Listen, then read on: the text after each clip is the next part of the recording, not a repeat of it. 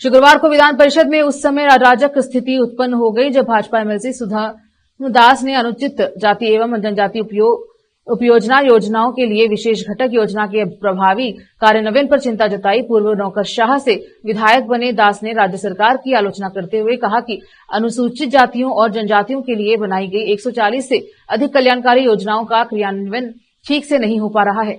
दास ने दावा किया कि जनवरी तक इन योजनाओं पर खर्च बमुश्किल 54% तक ही पहुंच पाया है। उन्होंने सवाल उठाया कि इनमें कम खर्च के साथ इन योजनाओं को प्रभावी ढंग से कैसे लागू किया जा सकता है। उन्होंने संगठनात्मक ढांचे पर भी सवाल उठाया तथा कहा कि समाज कल्याण विभाग वित्त विभाग के अंतर्गत आता है, जिसके कारण इन पहलुओं के सुचारू क्रियान्वयन में बाधा आती है। दास ने जवाबदेही की कमी की भी आलोचना की तथा कहा कि इन योजनाओं को प्रभावी ढंग से लागू करने में विफल रहने वालों को कारावास की सजा दिए जाने का प्रावधान होने के बावजूद पिछले 11 वर्षों में नौकरशाही में किसी को भी दोषी नहीं ठहराया गया। दास ने जोर देकर कहा कि समस्या व्यवस्था में ही, जिसके बारे में उनका तर्क है कि इन हाशिए पर पड़े समुदायों के लिए नतीजे देने पर असमर्थ हैं, जिनकी सहायता करने के लिए इसे बनाया गया है। इस तीखी नोकझोंक के कारण सत्र में व्यवधान उत्पन्न हुआ और दोनों बेंचों के नेताओं के जोर जोर से बहस करने के बाद सदन की कार्यवाही स्थगित कर दी गई।